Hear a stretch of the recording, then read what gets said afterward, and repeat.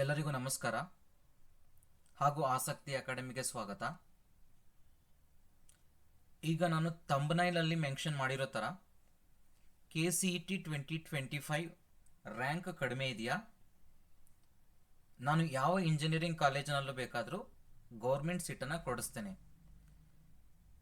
So ವಿಡಿಯೋನ start ಮಾಡೋದಕ್ಕೆ ಮುಂಚೆ ನನ್ನ ಚಾನಲ್ಗೆ ನೀವು ಹೊಸಬರಾಗಿದ್ದರೆ ದಯವಿಟ್ಟು ನನ್ನ ಚಾನಲನ್ನು ಸಬ್ಸ್ಕ್ರೈಬ್ ಮಾಡಿ, ಹಾಗೆ ಈ ವಿಡಿಯೋನ ಲೈಕ್ ಮಾಡಿ, ಹಾಗೆ ಎಲ್ಲರಿಗೂ ಶೇರ್ ಮಾಡೋದನ್ನು ಮರಿಬೇಡಿ.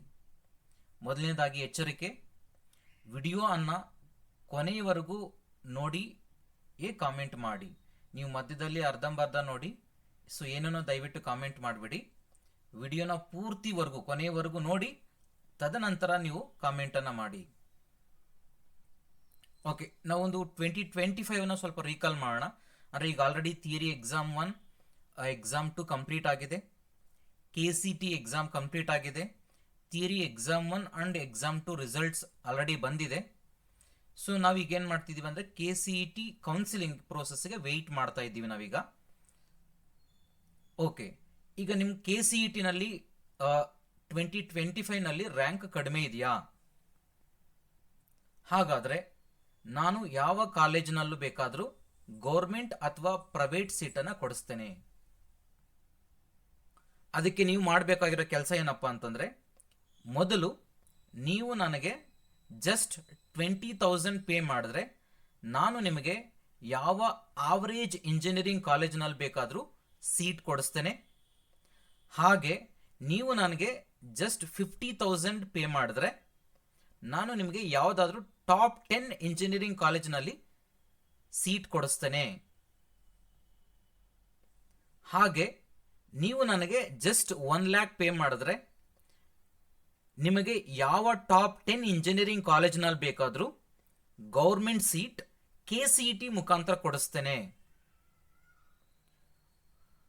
ಹಾಗೆ ನನಗೆ ಎಲ್ಲ ಕಾಲೇಜಿನ ಮ್ಯಾನೇಜ್ಮೆಂಟ್ನವರು ಹಾಗೆ ಮಿನಿಸ್ಟರ್ ಸಹ ಗೊತ್ತಿದ್ದಾರೆ. ಓಕೆ, ಈ ವಿಷಯನೆಲ್ಲ ಕೇಳಿ ನಿಮಗೆ ಶಾಕ್ ಆಯ್ತಾ? ಓಕೆ, ಸೊ ನಾನು ಈ ವಿಡಿಯೋನ ಮಾಡ್ತಿರುವಂಥದ್ದು ನಿಮಗೆ ಅವೇರ್ನೆಸ್ಸನ್ನು ಕ್ರಿಯೇಟ್ ಮಾಡೋದಕ್ಕೆ.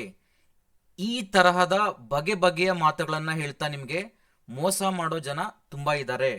ಸೊ ಈ ವಿಡಿಯೋನ ಮಾಡ್ತಿರೋ ರೀಸನ್ ಏನಪ್ಪ ಅಂತಂದರೆ, ನಿಮಗೆ ಜಾಗೃತಿಯನ್ನು ಮೂಡಿಸೋ ಸಲಾಗಿ ಈ ವಿಡಿಯೋನ ಮಾಡ್ತಾ ಇದ್ದೇನೆ. ಜನರನ್ನು ತುಂಬ ಬಗೆ ಬಗೆಯಲ್ಲಿ ತುಂಬ ಮೋಸ ಮಾಡ್ತಾರೆ. ಯಾವ ಥರ ಬಗೆ ಬಗೆಯ ಮೋಸ ಮಾಡ್ತಾರೆ? ಯೂಶಲಿ ಈ ಥರ KCET ರ್ಯಾಂಕ್ ಮತ್ತು ಸೀಟ್ ವಿಚಾರದಲ್ಲಿ ಬಂದರೆ ಕೆಲವೊಂದನ್ನು ಲಿಸ್ಟ್ ಮಾಡಿದ್ದೇನೆ. ಸೊ ಆ ಥರದ್ದು ನಿಮಗೆ ಮೋಸನ ಮಾಡೋ ಚಾನ್ಸಸ್ ತುಂಬ ಇರುತ್ತೆ. ಸೊ ದಯವಿಟ್ಟು ಎಲ್ಲ ಜನರು ಎಚ್ಚರಿಕೆಯಿಂದ ಇರಿ ಅನ್ನೋ ರೀಸನ್ಗೆ ನಾನು ಈ ವಿಡಿಯೋನ ಮಾಡಿರುವಂಥದ್ದು. ಯಾವ ರೀತಿಯಾದಂತಹ ನಿಮಗೆ ಮೋಸ ಮಾಡುವಂಥ ಪ್ರಾಬಬಿಲಿಟಿ ಇರುತ್ತೆ ಅಂತ ಅನ್ನೋದನ್ನು ನಾನು ಒಂದೊಂದೇ ಲಿಸ್ಟ್ ಮಾಡಿದ್ದೀನಿ. ಸೊ ಅದನ್ನು ನೋಡೋಣ. ಮೊದಲನೆಯದಾಗಿ ಎಚ್ಚರಿಕೆ 1, ನಿಮ್ಮ KCET ರ್ಯಾಂಕನ್ನು ನೋಡಿ ನಿಮಗೆ KCET ಮುಖಾಂತರ ಸಿಗಬಹುದಾದ ಕಾಲೇಜಿನಲ್ಲಿಯೇ ಸೀಟ್ ಕೊಡಿಸ್ತಾರೆ. ಸೀಟ್ ಕೊಡಿಸ್ತೇನೆ ಅಂತ ಹೇಳಿ ನಿಮ್ಮ ಹತ್ರ ದುಡ್ಡು ಕೇಳ್ತಾರೆ. ಅಂತಂದರೆ ಈಗ ಫಾರ್ ಎಕ್ಸಾಂಪಲ್ ನಿಮ್ದು ಯಾವುದೋ ಒಂದು KCET ರ್ಯಾಂಕ್ ಒಂದು 10,000 ಬಂದಿರುತ್ತೆ ಅಂದ್ಕೊಳ್ಳಿ. KCET ರ್ಯಾಂಕ್ಗೆ 10,000ಗೆ ಯಾವುದೋ ಒಂದು ಬರುವಂಥ ಕಾಲೇಜ್ ಪ್ರಾಬಬಿಲಿಟಿ ಇರುತ್ತೆ ನಿಮಗೆ. ನಾರ್ಮಲ್ ಆಗಿ ನಿಮಗೆ ಆ 10,000ಗೆ ಕಾಲೇಜಿನಲ್ಲಿ ಸೀಟ್ ಸಿಗುತ್ತೆ. ಬಟ್ ಬೇರೆಯವರು ಏನೋ ಬಂದು ಏನು ಮಾಡ್ತಾರೆ ಅಂದರೆ, ನಾನು ಆ ಕಾಲೇಜಿನಲ್ಲಿ ನಿಮಗೆ ಸೀಟ್ ಕೊಡಿಸ್ತೀನಿ, ಸೊ ನನಗೆ ಗೊತ್ತಿದ್ದಾರೆ, ಅವ್ರು ಗೊತ್ತಿದ್ದಾರೆ, ಇವ್ರು ಗೊತ್ತಿದ್ದಾರೆ, ಸೊ ನನಗೆ ಒಂದು 10,000 ಕೊಡಿ, 50,000 ಕೊಡಿ ಅಂತ ದುಡ್ಡು ಕೇಳುವಂಥವ್ರು ತುಂಬ ಇದ್ದಾರೆ. ಸೊ ದಯವಿಟ್ಟು ಈ ಥರದ ವಿಚಾರಗಳಲ್ಲಿ ತುಂಬ ಎಚ್ಚರಿಕೆಯಿಂದ ಇರಿ. ಮತ್ತು ಎಚ್ಚರಿಕೆ 2 ಏನಪ್ಪ ಅಂತಂದರೆ, KCET ಕೌನ್ಸಿಲಿಂಗ್ ಮುಖಾಂತರ ಬೇರೆಯವರ ಸೀಟನ್ನು ನಿಮಗೆ ಕೊಡಿಸ್ತೇನೆ. ಇದನ್ನು ನಾವು ಆ್ಯಕ್ಚುಲಿ ಸೀಟ್ ಬ್ಲಾಕಿಂಗ್ ದಂಧೆ ಅಂತಲೇ ಕರಿತೀವಿ ನಾವು. ಆ್ಯಕ್ಚುಲಿ ಇದನ್ನು ಸೀಟ್ ಬ್ಲಾಕಿಂಗ್ ದಂಧೆ. ನಿಮಗೆ ಲಾಸ್ಟ್ ಇಯರಿಂದ ತುಂಬ ಇದ್ರ ಮೇಲೆ ಆಕ್ಷನ್ ತಗೊಳ್ತಾ ಇದ್ದಾರೆ.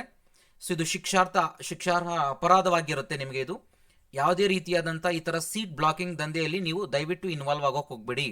ಸೊ ಈ ವರ್ಷ ಏನಾಗ್ತಿದೆ ಅಂತಂದರೆ, ಆಲ್ಮೋಸ್ಟ್ ಲಾಸ್ಟ್ ರೌಂಡಲ್ಲಿ ನೀವೇನೋ ಸೀಟ್ ಬ್ಲಾಕ್ ಮಾಡಿ ಹೋಗಲಿಲ್ಲ ಅಂತಂದರೆ ಆ ಸೀಟ್ ಏನು ಮಾಡ್ತಾರೆ ಅಂತಂದರೆ 5 lakhs ಫೈನ್ ಆಗಿ ಪೇ ಮಾಡಬೇಕಾಗತ್ತೆ. ಹಾಗಿರೋದ್ರಿಂದ ದಯವಿಟ್ಟು ಅರ್ಥ ಮಾಡ್ಕೊಳ್ಳಿ, ಯಾರ್ದೋ ಒಂದು ಸೀಟನ್ನು ನಿಮಗೆ ಕೊಡಿಸ್ತೀವಿ, ನನಗೆ ಇಷ್ಟು ದುಡ್ಡು ಕೊಡಿ, ಅಷ್ಟು ದುಡ್ಡು ಕೊಡಿ ಅಂತ ದಯವಿಟ್ಟು ಮೋಸ ಹೋಗಬೇಡಿ. ಅದು ಶಿಕ್ಷಾರ್ಹ ಅಪರಾಧವಾಗಿರುತ್ತೆ. ಅದನ್ನು ಯಾವುದೇ ರೀತಿಯಾದಂಥ ಯಾರೂ ಮಾಡೋ ಹಾಗಿಲ್ಲ. ಮಾಡಿದ್ರೆ ನೀವು ಸಿಗಾಕೊಂಡ್ರೆ ಮಾತ್ರ ನಿಮಗೆ ಶಿಕ್ಷೆ ಅಂತೂ ಖಂಡಿತ, ಜೊತೆಗೆ ಫೈನು ಹಾಕ್ತಾರೆ. ಮತ್ತೆ ಎಚ್ಚರಿಕೆ 3 ಏನಪ್ಪ ಅಂತಂದರೆ, ನನಗೆ ಎಲ್ಲ ಕಾಲೇಜಿನ ಮ್ಯಾನೇಜ್ಮೆಂಟ್ನವ್ರು ಗೊತ್ತು, ಹಾಗೆ ಮಿನಿಸ್ಟ್ರ್ ಗೊತ್ತು, ಗೌರ್ಮೆಂಟ್ ಸೀಟ್ ಕೊಡಿಸ್ತೇನೆ, KCET ಮುಖಾಂತರ ಕೊಡಿಸ್ತೇನೆ ಅಂತ ತುಂಬ ಜನ ನನಗೆ ಅಷ್ಟು ಕೊಡಿ ಇಷ್ಟು ಕೊಡಿ, ಆ ಕಾಲೇಜಲ್ಲಿ ಸೀಟ್ ಕೊಡಿಸ್ತೀನಿ ನಿಮಗೆ, ಈ ಕಾಲೇಜಲ್ಲಿ ಸೀಟ್ ಕೊಡಿಸ್ತೇನೆ, ನನಗೆ ಇಷ್ಟು ದುಡ್ಡು ಕೊಡಿ, ನನಗೆ ಅಷ್ಟು ದುಡ್ಡು ಕೊಡಿ ಅಂತ ತುಂಬ ಕೇಳುವಂತಹವರು ತುಂಬ ಜನ ಇದ್ದಾರೆ ಇಲ್ಲಿ. ಸೊ ದಯವಿಟ್ಟು ಇವರೆಲ್ಲರಿಂದ ನೀವು ದಯವಿಟ್ಟು ಎಚ್ಚರಿಕೆಯಿಂದ ಇರಬೇಕಾಗಿ ನನ್ನ ಮನವಿ ಇದು. ಸೊ ಈ ಥರದ ಬಗೆಯಾದಂತಹ ನಿಮಗೆ ಮೋಸವನ್ನು ಮಾಡುವಂತಹ ಪ್ರಾಬಬಿಲಿಟಿ ಇರುತ್ತೆ. ಸೊ ಇಂತಹ ಏನಾದರೂ ಕೇಸಸ್ ನಿಮ್ಮ ಸರೌಂಡಿಂಗಲ್ಲಿ ಕಂಡು ಬಂದಲ್ಲಿ ದಯವಿಟ್ಟು ತುಂಬ ಕೇರ್ಫುಲ್ ಆಗಿರಿ, ಅವರಿಗೆ ಈ ವಿಚಾರವನ್ನು ತಲುಪಿಸಿ, ಜೊತೆಗೆ ಈ ವಿಡಿಯೋನ ಆದಷ್ಟು ಜನರಿಗೆ ತಲುಪಿಸಿ. ಅದರಿಂದ ಅಟ್ಲೀಸ್ಟ್ ಒಬ್ಬರಿಗಾದರೂ ಹೆಲ್ಪ್ ಆದರೆ ನಾನು ಈ ವಿಡಿಯೋ ಮಾಡಿರೋದಕ್ಕೆ ಸಾರ್ಥಕವಾಗುತ್ತೆ. ಅದೇ ಥರ ನೆಕ್ಸ್ಟ್ ವಿಡಿಯೋದಲ್ಲಿ ನಾನು ಕೌನ್ಸಿಲಿಂಗ್ ಪ್ರೋಸೆಸ್ ಬಗ್ಗೆ, ಹಾಗೆ ಆಪ್ಷನ್ ಎಂಟ್ರಿ, ಕೌನ್ಸಿಲಿಂಗ್ ಪ್ರೋಸೆಸ್ ಅಂದರೆ ಹೇಗಿರುತ್ತೆ, ಮತ್ತು ಆಪ್ಷನ್ ಎಂಟ್ರಿ ಅಂತಂದರೆ ಯಾವ ಥರ ಮಾಡಬೇಕು, ಮತ್ತು ಕಾಲೇಜ್ ಸೆಲೆಕ್ಟ್ ಮಾಡಬೇಕಂತಂದರೆ ತುಂಬ ಸ್ಟೂಡೆಂಟ್ಸು ತುಂಬ ಮಿಸ್ಟೇಕ್ ಮಾಡ್ತಾರೆ ಆಪ್ಷನ್ ಎಂಟ್ರಿ ಮಾಡಬೇಕಾದ್ರೆ. ಅಂದರೆ ನಾನು ಎಂಟ್ರಿ ಮಾಡಿರೋ ಕಾಲೇಜೇ ನನಗೆ ಫಸ್ಟ್ ಸಿಕ್ಬಿಡುತ್ತಾ ಅನ್ನೋ ವಿಚಾರದಲ್ಲಿ ತುಂಬ ಕನ್ಫ್ಯೂಷನ್ಸ್ ಮತ್ತು ಮಿಸ್ಟೇಕ್ಸನ್ನು ಮಾಡ್ತಾರೆ. ಅದರೆಲ್ಲ ಡೀಟೇಲ್ಸನ್ನು ನಾನು ನೆಕ್ಸ್ಟ್ ವಿಡಿಯೋದಲ್ಲಿ ವಿಡಿಯೋ ಮಾಡ್ತೀನಿ. ಜೊತೆಗೆ ನಿಮಗೆ SNQ ಕೋಟಾ ಇದ್ದರೆ ಆ್ಯಕ್ಚುಲಿ ಫೀಸು ಸ್ವಲ್ಪ ಕಡಿಮೆ ಆಗುತ್ತೆ. SNQ ಕೋಟಾದಲ್ಲಿದ್ದರೆ ನಿಮಗೆ ಫೀಸು ಸ್ವಲ್ಪ ಸೂಪರ್ ನ್ಯೂಮರರಿ ಕೋಟಾ ಅಂತ ಹೇಳ್ತೀವಿ, ಅದರಲ್ಲಿದ್ದರೆ ನಿಮ್ಗೆ ಆ್ಯಕ್ಚುಲಿ ಫೀಸ್ ತುಂಬ ಕಡಿಮೆ ಆಗುತ್ತೆ. ಅದು SNQ ಕೋಟಾ ಅಂದರೆ ಏನು, ಹಾಗೆ ಯಾವ ಥರ ಫೀಸ್ ಕಡಿಮೆ ಆಗುತ್ತೆ ಅನ್ನೋದನ್ನು ಆಲ್ರೆಡಿ ನಾನು ಒಂದು ವಿಡಿಯೋ ಮಾಡಿದ್ದೇನೆ. ಸೊ ಆ ವಿಡಿಯೋನ ನಾನು ಲಿಂಕನ್ನು ನಿಮಗೆ ಡಿಸ್ಕ್ರಿಪ್ಷನ್ ಬಾಕ್ಸಲ್ಲಿ ಹಾಕಿರ್ತೀನಿ. ಸೊ ದಯವಿಟ್ಟು ಆ ವಿಡಿಯೋನ ನೀವು ಬೇಕಾದ್ರೆ ಚೆಕ್ ಮಾಡ್ಕೋಬೋದು. ಇದೇ ಥರದ ವಿಡಿಯೋಗಳಿಗೆ ನಾನು ಇನ್ನಷ್ಟು ದಯವಿಟ್ಟು ನನ್ನ ಚಾನಲ್ನ ಸಬ್ಸ್ಕ್ರೈಬ್ ಮಾಡಿ, ಹಾಗೆ ಲೈಕ್ ಮಾಡಿ, ಎಲ್ಲರಿಗೂ ಶೇರ್ ಮಾಡಿ ಅಂತ ಹೇಳ್ತಾ ಈ ವಿಡಿಯೋನ ಮುಗಿಸ್ತಾ ಇದ್ದೇನೆ. Thank you all.